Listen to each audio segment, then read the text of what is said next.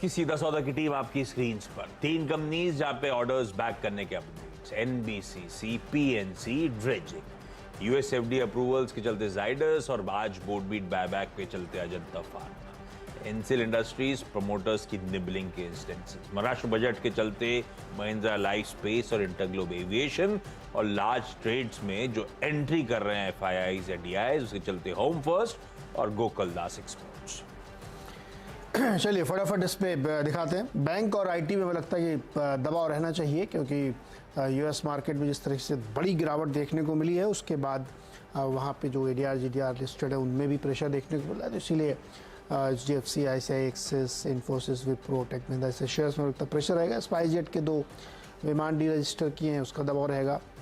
SBI card में भी pressure रह सकता है, कर अच्छा चल रहा था।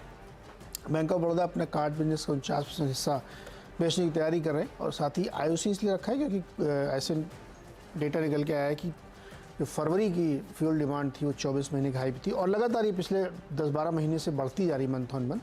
तो उसकी वजह से मुझे लगता है कि आईओसी में थोड़ा गेन हो सकता है। आज कुछ ज़्यादा ही टीम में लाल हैं।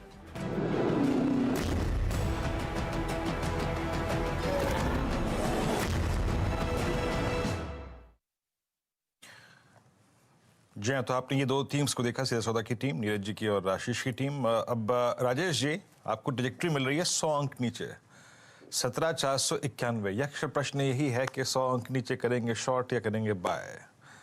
गुंजाइश किसकी नजर आ रही है आपके 2 प्रेफर्ड ट्रेड्स इस टीम्स में से?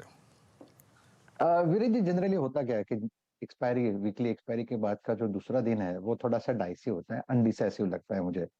और उसमें भी अगर गैप डाउन होगा तो ऑब्वियसली क्वेश्चन मार्क तो बनते ही है। तो जरा लाइट होके ही काम करे, एग्रेशन मत दिखाइए।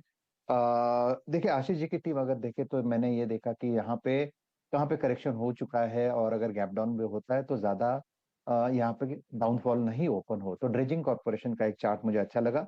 340 के आसपास का क्लोज है, जो भी डिप मिले इसमें बाय करे। 330 का एक स्ट्रिक्ट स्टॉप लॉस रखे, और सामने टारगेट होना चाहिए कम से कम 370 375 का।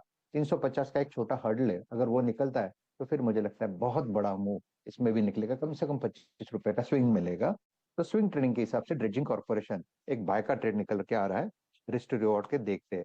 अगर आपको वीकनेस प्ले करना है तो विप्रो का स्ट्रक्चर देखिए, मुझे लगता है 395 एंड 400 ये एक मेजर सप्लाई जोन बना है। तो विप्रो अगर इस लेवल के आसपास मिलता है उछाल में, 395 के नीचे हमें बेचना है।